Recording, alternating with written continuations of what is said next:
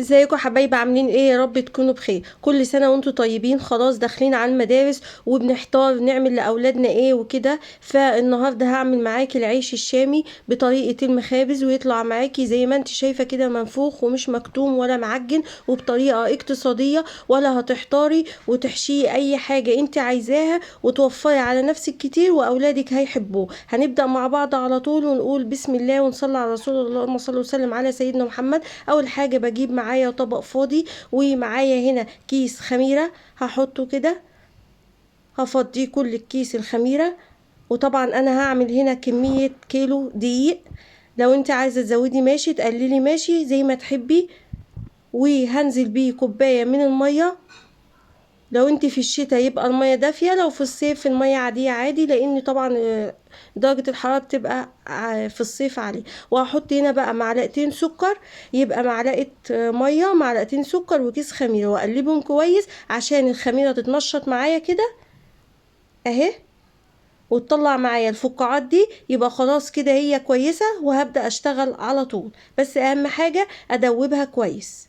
وبعد ما اتأكدت كده ان المكونات دابت كويس، هبدأ بقى معايا هنا علبة من الزبادي اهو، وهحطها برضو، وهبدأ اقلب كويس لحد ما الزبادي يدوب في الخليط. تمام اهو. بعد كده معايا ربع كوباية من الزيت. مكونات اقتصادية وسهلة وكلها موجودة عندك في البيت اهي، ومش هتكلفي نفسك خالص، وهتوفري على نفسك كتير. تمام. بعد كده هحط معايا معلقة صغيرة كده من الخل، وهقلب برضو كويس اهو. كل حاجة قدامك اهو. هنا بقى زي ما قلتلك انا هعمل كمية من الكيلو من الدقيق، هنزل بيه الكيلو دقيق وعليهم معلقة من البيكنج باودر. تمام. انا هحطها كده بايدي، لاني طبعا من كتر العجن وكده في الدقيق والحاجات ديت بقيت عارفة المقادير. فلو كده انتي تجيبي معلقة صغيرة وحطيها من البيكنج باودر. تمام اهو. وطبعا البيكنج باودر بنحطه على الدقيق. وبعد كده بقى بجيب منخل، وهبدأ انزل شوية دقيق حبة حبة كده، وابدأ انخلهم عشان لو في اي شوائب او اي حاجة في الدقيق تطلع معايا كده زي ما انت شايفة اهو. وبعد بقى ما اخلص الكمية كلها هبدأ اعجنهم بقى كويس. وطبعا المية بننزل بيها بالتدريج، ما بتنزليش بالمية مرة واحدة اهو. انا اول حاجة حطيت كوباية مية مع الخميرة والسكر، وبعد كده نزلت بالمية مرة حبة حبة. بعد بقى كده ما عجنتها هبدأ احطها على الرخامة، واختمها كويس كده لحد ما الاقيها ما بتقطعش معايا واتفردت كويس. يبقى وملمسها ناعم كده، يبقى خلاص هي كده كويسة. هبدأ احطها في الطبق بقى واسيبها شوية. لو في الصيف مش هتاخد منك اكتر من نص ساعة، لو في الشتاء بتسيبها تطول شوية. تمام. وبعد ما خمرت اهي ببدأ اطلع الهواء اللي فيها كده اهي. العجينه خمرانه ومرتاحه وزي الفل وناعمه كده زي ما انت شايفه. وهبدا بقى احط دقيق كده على الرخامه، وهقطعها التقطيعه اللي انت عايزاها على حسب حجم الرغيف زي ما تحبي. فيا ريت ما تكبريهوش قوي، بحيث برضو لو هتحطيه لاولادك في المدارس ما يهدرش معاكي، وفي نفس الوقت ياكلوه على بعضه وما يسيبوش منه كتير. تمام. لو انت بقى وصلت لحد هنا في القناه ولسه ما تعرفينيش، انا رانيا ودي قناتي بقدم فيها وصفات سهله وبسيطه. يا ريت تشتركي في القناه وتفعلي الجرس عشان يوصلك كل جديد. ولو انت معايا تنسيش تعملي لايك وتقولي رايك في الكومنتات. سبتها ارتاحت شويه، وبعد كده هبدا اشتغل فيها. باخد اول واحده انا كورتها وابدا اشتغل فيها، بفردها فرده بسيطه، مش بضغط عليها قوي، مش برققه قوي. هوريكي دلوقتي السمك بتاعه حاجه بسيطه خالص كده، وشايفه هي مرتاحه وخمرانه كويس. العجينه طريه جدا وناعمه جدا، وبتتفرد بقى يعني باقل الامكانيات، بضغط عليها ضغطه بتكون. وده كان سمكه زي ما انت شايفه كده، حاجه بسيطه خالص، لا تخينه قوي ولا رفيعه قوي. يبقى هيك كده اول واحده اتعمل، بحطها في الصينيه عادي وما بحطش في ارضيتها اي حاجه. تمام.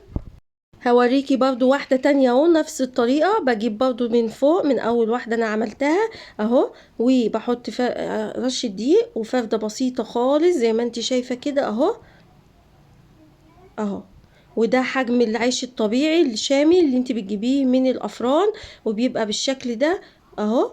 وده السمك بتاعه. وخليكي معايا للاخر، هقولك تسويته وتفاصيله واوريهولك في الاخر، وازاي مش مكتوم ولا اي حاجه خالص اهو.